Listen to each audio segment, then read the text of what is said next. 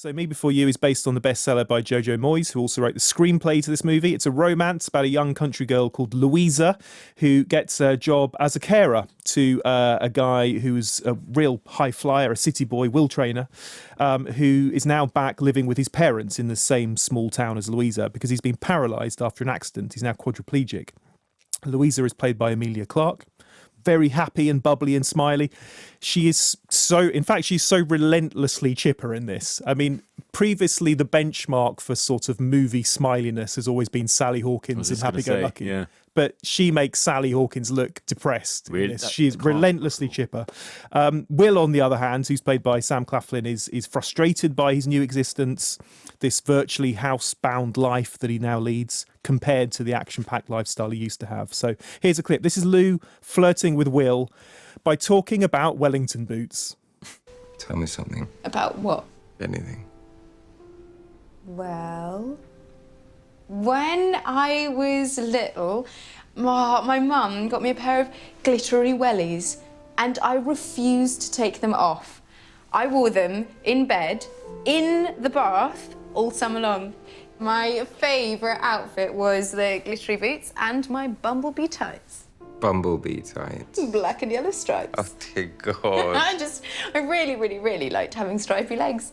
So what happened to these gorgeous wellies and stripy tights? I outgrew them. It broke my heart. And they don't make those tights anymore, not for grown women anyway. Strange, that. Oh, you can mock. Didn't you ever love anything that much? Yes. Yes, I did. Well, you can hear the smile. You're right. You can actually hear her smiling. It's there in every scene. It's a very broad, mainstream, romantic weepy. And it does hit all the notes. It hits all the required marks of the big, broad, mainstream romantic weepy. It's the cute guy from the Hunger Games. It's the cute girl from Game of Thrones. There's beautiful scenery. There are jokes. There are sensitive love scenes. There's posh people. There's poor people. There's a castle. There's Ed Sheeran singing about thinking out loud. You know, it's all in there. It hits the right notes. But actually, mainly, I think it's a film about caring, not just literally, because that's Louisa's job, but it's a story about what it means for two people to care about one another, to have each other's best interests at heart, and to listen to what each other is saying and to what they want. So it's actually a story about thoughtfulness. There is something very traditional about it, something very familiar about it. You look at the supporting cast and you see Jenna Coleman, Joanna Lumley, Matthew Lewis. So, you know, that's Doctor Who, Ab Fab, Harry Potter right there. It's like sort of greatest hits of British institutions. Charles Dance, another British institution who appears to be turning into Prince Philip. He's in it as well.